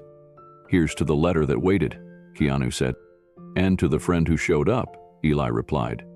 And just like that, something old was finally complete. A few weeks after the final gallery night, Keanu invited Eli to a private film screening in Midtown. It wasn't a red carpet event, and there were no flashing cameras or podium speeches. Just a quiet room full of filmmakers, writers, and artists, people who had made an impact with their work, no matter the medium. When Keanu first extended the invitation, Eli hesitated. "I'm not a filmmaker," he said. "I haven't even held a camera." "You don't need a lens to tell the truth," Keanu replied. "Your pencil's done more than most scripts ever will." That was enough. The screening was held in an old-style art theater, dimly lit with velvet seats and polished wood armrests. Eli sat beside Keanu near the back row. He tugged gently at the collar of his second-hand dress shirt, feeling like maybe he didn't belong. But when the lights dimmed and the projector started, that thought faded. The film was a documentary about unheard voices, how stories survive in unlikely places. A refugee who painted on alley walls, a child who told stories through dance because speech was too painful, a blind poet who recited from memory. Eli leaned forward in his seat, completely still. He understood these people. He recognized them. When the film paused for intermission, the room filled with the low murmur of conversation. Keanu stood to speak with an old producer, and Eli remained seated, eyes still adjusting to the light. A man approached, holding a jacket in one hand and a folded program in the other. He looked to be in his early 30s, unsure at first, but moving with quiet purpose. "Excuse me," the man said, his eyes narrowing with recognition. "Are you Eli Winters?" Eli nodded, surprised. "Yes." The man's expression changed instantly. He reached out and took Eli's hand. "You drew Invisible Americans, right?" Eli nodded again. The man's voice cracked. "You showed my brother's face. He passed last year, but that sketch, you captured him like no one ever had." Eli opened his mouth, but nothing came out. He just smiled, his eyes wet. The man gave his hand one more squeeze. "Thank you." And then he was gone. Just a few words, but they stayed with Eli like applause he never heard out loud. When Keanu returned to his seat, he noticed Eli's expression had shifted. He was quiet, but not in the usual way. His eyes were glassy, his hands still clasped in his lap. "Everything okay?" Keanu asked gently. Eli nodded, then shook his head. "A man just thanked me for drawing his brother. Said he passed away last year, but he saw him in one of my sketches. Said no one had ever captured him like that." Keanu didn't answer right away. He just sat beside him, watching the light from the projection flicker faintly against the walls. After a while, Keanu said, "Sometimes we don't know how deep something goes until it echoes back." Eli looked down at his hands. "It's strange. I didn't even know his name.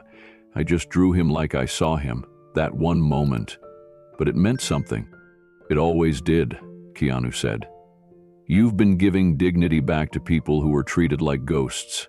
That's not just art, Eli. That's resurrection." The theater lights dimmed again, and the second half of the film resumed, but Eli barely watched. His thoughts were still turning over that moment, how the stranger's hand had felt in his, how his voice had trembled with gratitude. It was different from gallery applause or kind words in a guest book. This was something deeper. By the end of the screening, several more people had approached him quietly. One said his wife worked in social services and had recognized 3 of the portraits. Another said his son had printed out one of the sketches and hung it on his bedroom wall. A third simply placed a hand on Eli's shoulder, looked him in the eye, and walked away without a word. It was a different kind of fame, one with no cameras, no autographs, no interviews. But it filled something in Eli he hadn't known was still empty. As they exited into the cool night air, Keanu looked over at him. "You okay?" Eli nodded. "It's a lot. But it's good. It's quiet." Keanu smiled. "The best things usually are."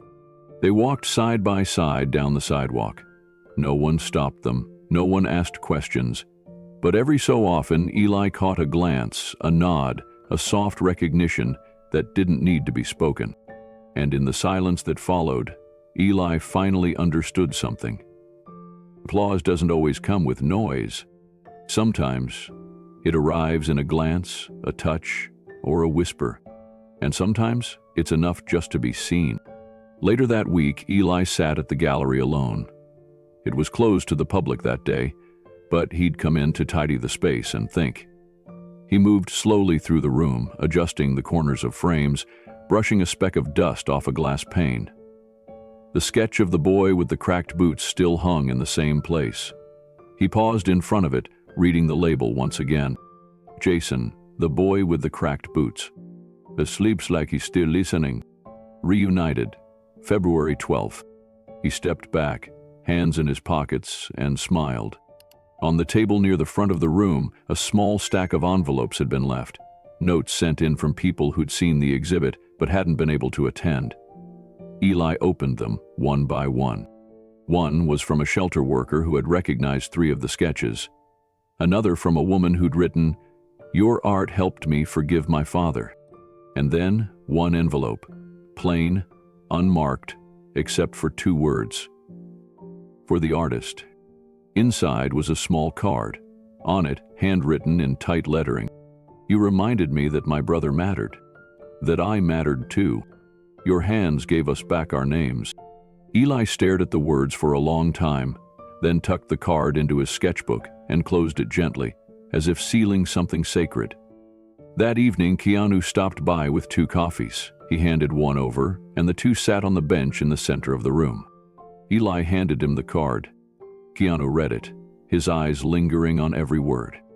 "This," he said, "is why we do what we do." Eli nodded slowly. "It's quiet, but it's loud in here now." Keanu smiled. The best kind of applause. They looked around the gallery, the soft hum of the city just outside the windows. No flashing lights, no headlines, just the still power of a space filled with truth. "You ever think you'd be here?" Keanu asked. Eli shook his head. "Not once." Keanu leaned back.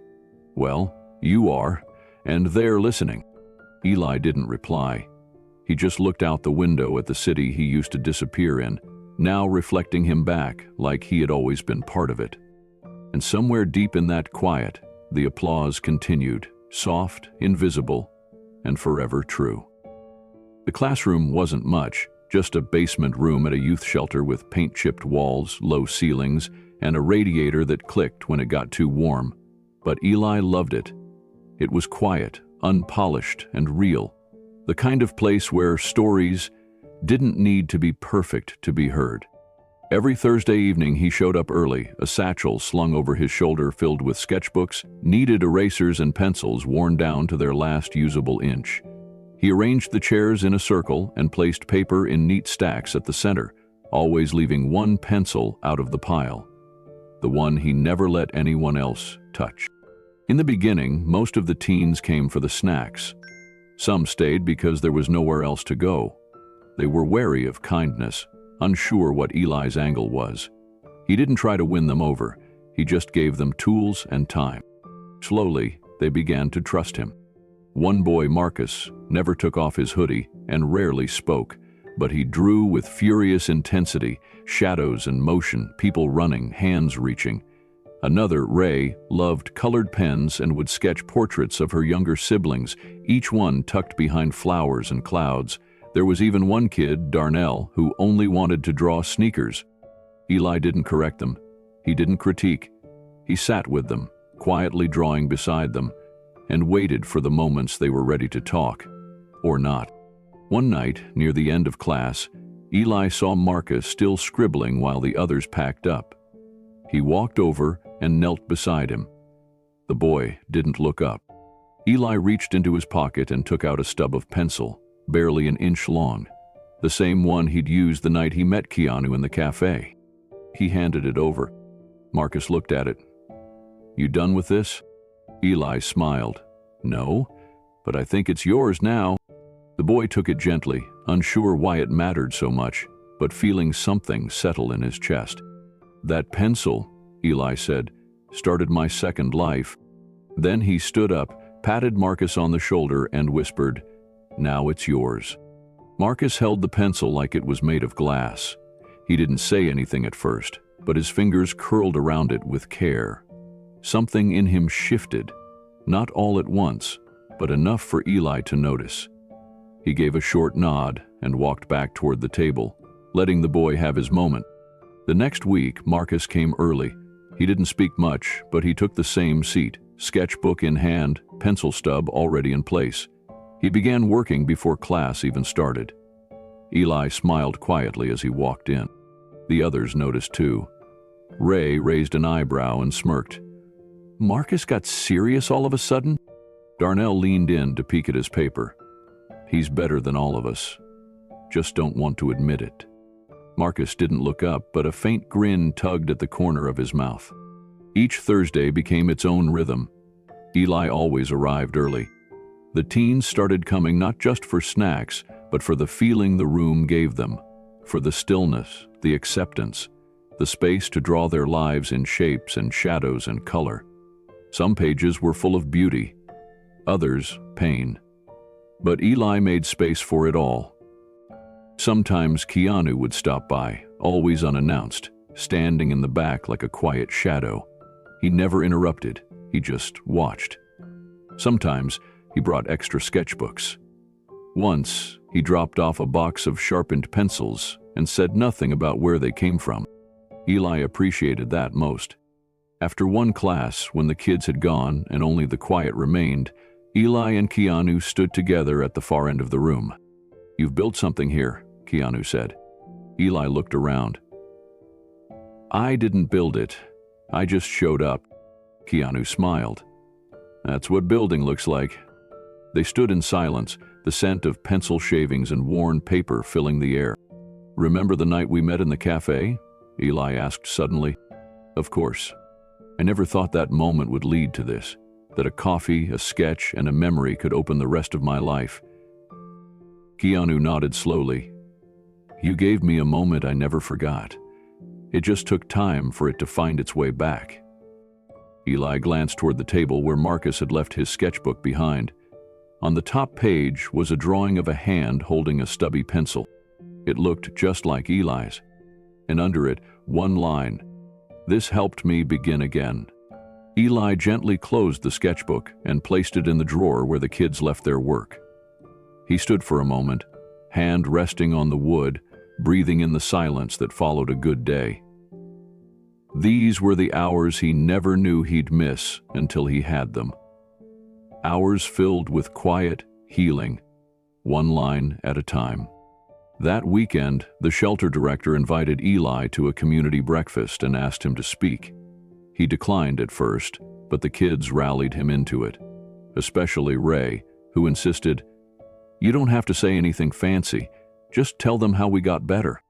So Eli stood in front of a room full of parents, caseworkers, and city organizers. He didn't use a podium. He didn't read a speech. He just held up one of the stubby pencils and said, "This saved my life, not because of what it drew, but because it reminded me I still had something left." The applause wasn't thunderous, it wasn't loud, but it was full of meaning. After the event, Keanu found him outside, sitting on the curb with a coffee in one hand and a folded napkin in the other. On it, he'd sketched a quick portrait of Ray, smiling with ink-stained fingers. "Couldn't help it," Eli said. Keanu chuckled. "You never could." They sat together for a while, watching the morning sun stretch across the sidewalk. People passed by, some looked, some didn't. It didn't matter, because Eli knew now that the point wasn't to be seen by everyone. The point was to see clearly. He had come full circle, not with noise, but with presence, with purpose. The pencil he gave Marcus was one of many tools passed on in those quiet Thursday nights, but it was the only one that carried a piece of his journey, a trace of where he began again. And now, someone else would start from there. Before they left, Eli stepped back into the classroom one last time. He looked around at the chairs, the paper scraps, the pencil stubs. He placed one sketchbook on each seat with a simple note written on the first page: "Your story matters. Draw it your way." He turned off the lights, locked the door, and walked outside, into a world that now felt not only familiar, but his. The building wasn't glamorous, just a narrow storefront tucked between a laundromat and a corner grocery on the Lower East Side. The windows were wide, the floors scuffed but clean, and the door opened without sticking. To most, it was just another space. But to Eli and Keanu, it was everything they once imagined and finally built together. They called it the Studio of Stories.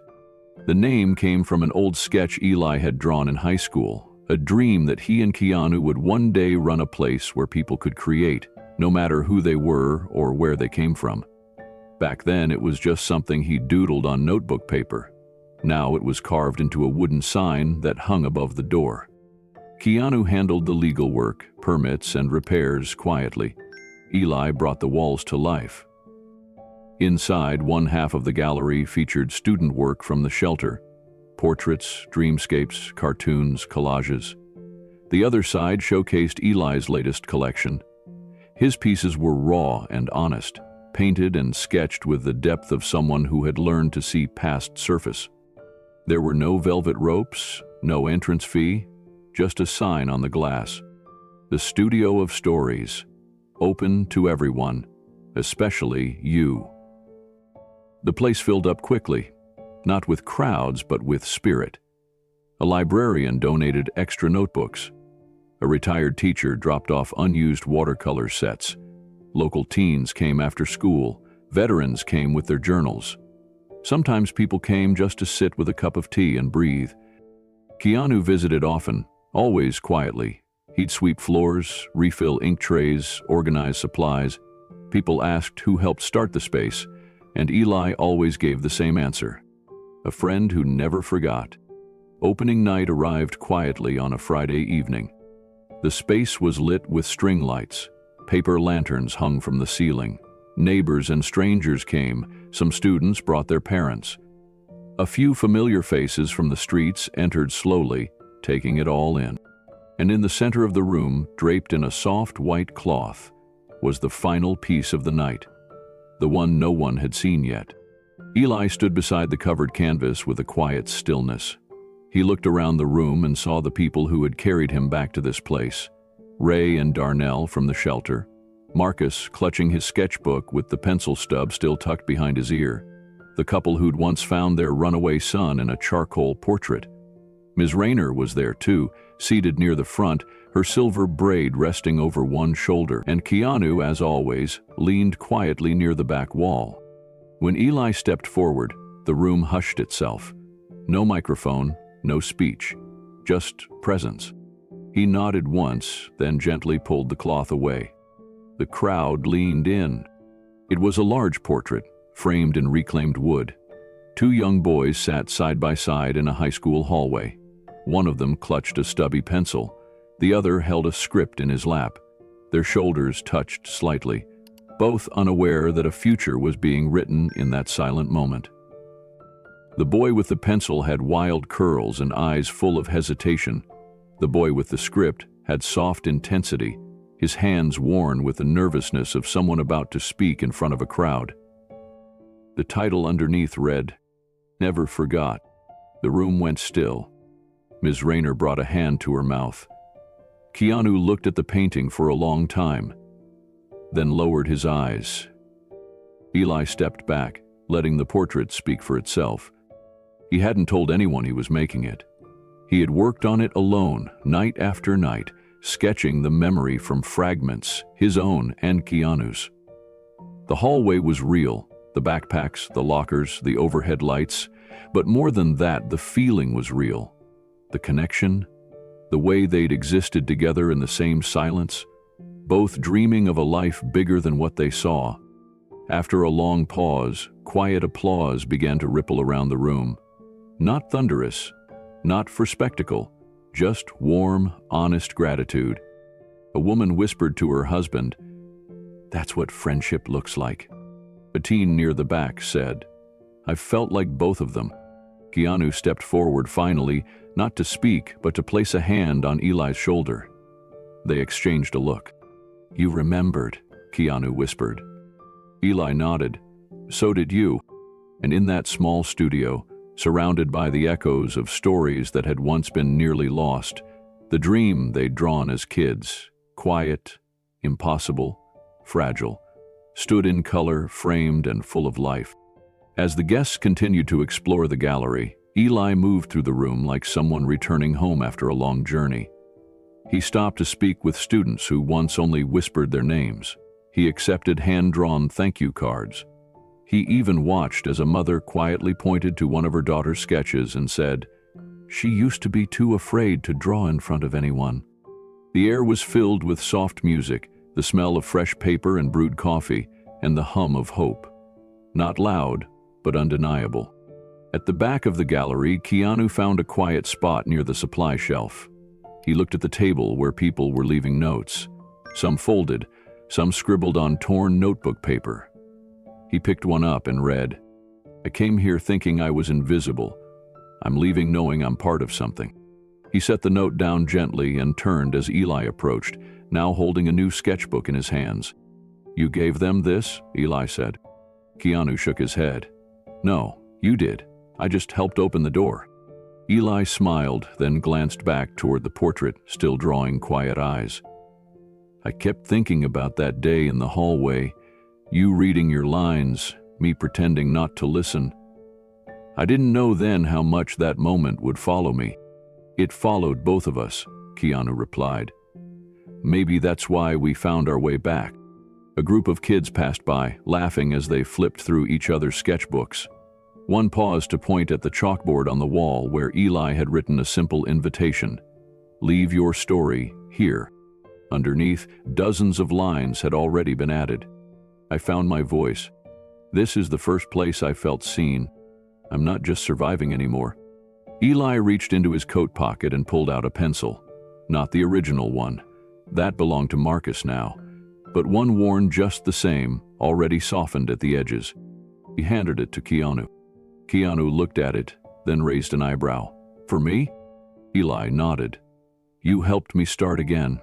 Now, maybe you'll write the next part." Keanu took it slowly, then looked up. "I think we'll write it together." And as the lights dimmed for the evening and the final guests lingered near the doors, the studio of stories stood open, quiet, honest, and glowing, just like they always dreamed. It was a crisp morning in early spring when Keanu found himself walking that familiar stretch of sidewalk again. The film he'd been working on had wrapped the night before, but something kept him from boarding the early flight home. A quiet tug in his chest pulled him back to the café where everything had changed. The place looked the same. Same green awning, same worn wooden door with the little bell above it. When he stepped inside, the scent of fresh pastries and brewing coffee wrapped around him like an old sweater. It was mostly empty, just a few regulars scattered in booths. He ordered a black coffee, no cream, no sugar, and made his way to the booth in the corner. The same one where Eli had once been sketching on napkins with a pencil barely longer than his thumb.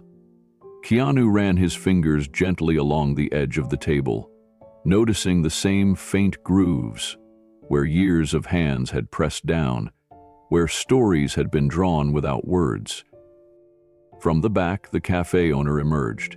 She was older now, with silver streaks in her bun and warm eyes that seemed to recognize him immediately. "You're him, aren't you?" she asked softly. Keanu gave a quiet smile. "Maybe." She motioned toward a wall near the register. There, behind glass and framed in reclaimed wood, hung a single napkin. The drawing was delicate, almost translucent with time, but full of soul. It showed one man offering a cup of coffee to another. The caption read, "That's when everything changed." Keanu stepped closer. The figures weren't labeled. They didn't need to be. The cafe owner joined him, voice low. "He left it one morning, said nothing, just smiled and told me I'd know what to do." Keanu's eyes didn't move from the sketch. "You framed it," he said. She nodded. "People ask about it all the time. They say it looks like hope." Keanu exhaled slowly, the words landing deep inside him. "It is," he whispered. Keanu sat down with his coffee, the sketch still visible across the room. He took small sips, letting the quiet of the cafe settle into his chest. Outside the window, the street stirred with early morning movement. Delivery trucks, bundled commuters, the first birdsong of the day. But inside, time felt slower. He looked around at the booth, the scuffed floor, the napkin dispenser still filled with slightly uneven sheets. He imagined Eli sitting there again, hunched over the table, pencil in hand, tracing something only he could see. A few minutes passed before the cafe owner returned with a small envelope. It was aged, its corners slightly curled. She set it gently on the table. "Hell left this for you too," she said. "Told me not to send it, said you'd come back on your own time." Keanu looked at the envelope. No name on the front, just his first initial, in soft pencil. He opened it slowly, unfolding the paper inside. The handwriting was Eli's. Small, steady, careful. "Keanu, you once said I reminded you that stories matter, that people matter. But the truth is, you reminded me. You showed me what it looks like to keep a promise, even decades later. You saw me when I didn't know I still existed, and you handed me a coffee like it was an invitation to begin again. I don't know what this place would have become without you. I just know it would have been missing the one person who taught me that kindness doesn't need to shout. This napkin sketch was the last one I made in this booth. I drew it because I wanted people to remember that a small gesture, one cup of coffee, can open the door to everything. Thank you for opening that door, and for never forgetting." Keanu read the letter twice, then folded it carefully and slid it into his coat pocket. He sat there for a while longer, staring at the frame on the wall, at the man offering the cup. It wasn't about him, not really. It was about the space between two people, a simple exchange, an unspoken lifeline. As he stood to leave, the cafe owner walked with him to the door. "He changed the feel of this place," she said. "People come in now just to see that napkin. They say it reminds them that small things matter. Keanu paused at the threshold, looking back one more time. They do, he said. Then he stepped out into the morning, one hand in his pocket, holding onto a folded letter that felt like an ending and a beginning. The sky was pale with sunlight, the streets a little quieter than before, but inside him something had never been louder. Keanu walked slowly down the block, passing familiar landmarks with new eyes. The bench outside the bookstore where Eli had once sat sketching in the cold. The alley where the boy with the cracked boots had first been seen. The deli with the flickering sign still buzzing above its door. They were all part of a map now, a quiet trail of stories Eli had left behind. He stopped at the corner and pulled out his phone. There was no urgency, no emails to rush through, just a photo he'd saved weeks ago. It was a snapshot from the opening night at the Studio of Stories. Eli stood in front of the portrait titled "He Never Forgot," surrounded by students, each holding sketchbooks, some smiling, some just watching. Keanu stared at it for a moment, then tapped to zoom in. Right in the center, tucked beside the frame, was a small card that someone had taped up after the event. He hadn't noticed it at the time. It said, "This place was built from a napkin." He smiled, because it was true, not in brick and wood, but in intention, in kindness, in a moment no one else saw, except one man who needed it most. Back at the studio later that day, Keanu stopped by unannounced. Eli wasn't there, he was teaching at the shelter. But the space was open.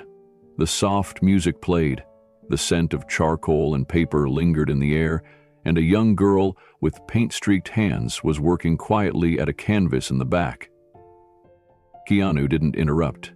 He just walked through slowly, pausing at the chalkboard wall where people still left their messages. One line stood out among the fresh scribbles. "He offered me coffee, but really he gave me back myself." Keanu knelt to read it more closely, then added his own beneath it. "And he gave the rest of us a reason to look closer." He stood, brushing chalk dust from his fingers, and looked around one last time. The light in the gallery shifted through the front windows. On the far wall, the napkin sketch, recreated by a student, hung beside the original frame, now duplicated and gently framed in soft pastels. Two figures, one cup, a beginning.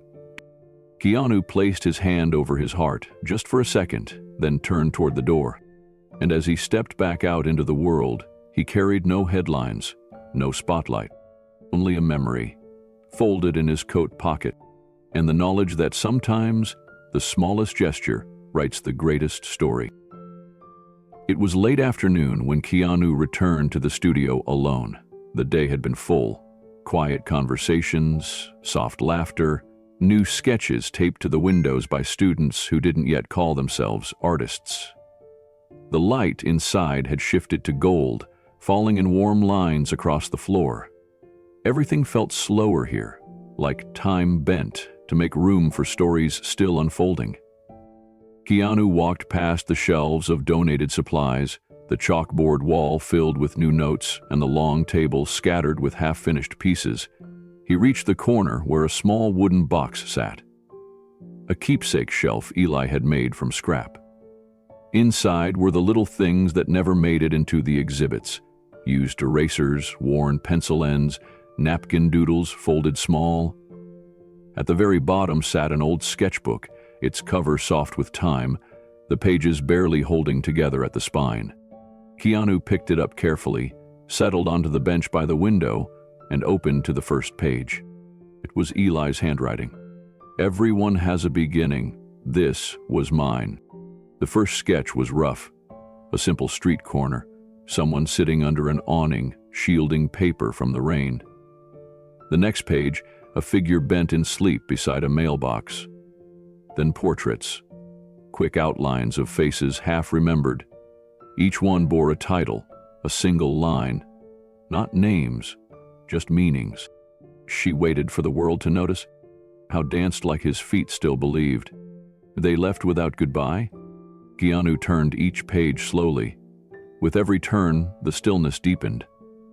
These weren't just drawings. They were echoes. Silent voices stitched into graphite. Near the back, one page stopped him. Two figures. Teenagers, sitting on a school hallway floor. One had a pencil, the other a dog-eared script.